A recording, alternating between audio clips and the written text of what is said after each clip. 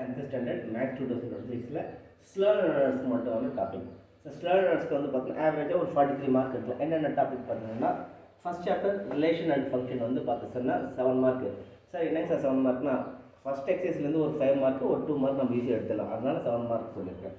Second numbers and சீக்வன்ஸில் special சீரீஸில் அந்த square cube வரையும் பார்த்தாவே நம்ம ஒரு 5 மார்க் நம்ம எடுத்துடலாம். தேர்டு வந்து அல்ஜிப்ராவில் மேத்ஸில் செலக்ட் எக்ஸாம் மினிமம் ஒரு 8 to 10 சம் தான் இருக்கும். அதை பார்த்தீங்கன்னா நமக்கு ஒரு 5 மார்க் இருக்கும். நெக்ஸ்ட்டு ப்ராபர்ட்டியில் வந்து பார்த்தீங்கன்னா ஒரு 5 மார்க்கு. கிராஃபில் கண்டிப்பாக நீங்கள் வேரியேஷன் பார்த்தீங்கன்னாவே 8 மார்க்கு. ஜாமெட்ரியில் சிமிலர் ட்ரைன் வரைக்கும் பார்த்தீங்கன்னா 8 mark. Book back 1 mark.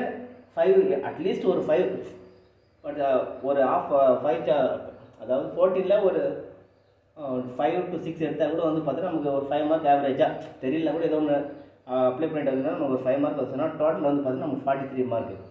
So நம்ம நிறைய படிக்கணும்னாலும் செலக்டடாக படித்து நம்ம 43 மார்க் ஈஸியாக ஸ்கோர் பண்ணிக்கலாம். சரி எனக்கு 43 வராது, எனக்கு நம்பர்ஸ் அண்ட் சீக்வன்ஸ் தெரியல, மேட்ரிக்ஸில் சின்ன மிஸ்டேக் பண்ணிட்டோம்னா நம்பர்ஸ் அண்ட் சீக்வன்ஸில் அந்த ஃபார்முலா தான் நமக்கு ஒரு 1 மார்க்கு, அப்ளை பண்ண ஒரு 1 மார்க், ஸோ நமக்கு ஒரு 2 மார்க் வரும். அல்ஜிப்ராவில் 2 சம்ஸ் எல்லாம் அப்படியே தெரிஞ்சிச்சுன்னு சொன்னால் நமக்கு ஒரு 1 மார்க் வரும். ப்ராபர்ட்டியில் நம்ம ஈஸியாக நம்ம அட்டன் பண்ணிடலாம். ஸோ இதில் 1 மார்க் 2 மார்க் லெஸ் பண்ணால் கூட ஆவரேஜாக நமக்கு ஒரு 40 மார்க் கண்டிப்பாக கிடச்சிடும். ஸோ இதை நல்லா கொஞ்சம் ப்ராக்டிஸ் பண்ணிக்கோங்க.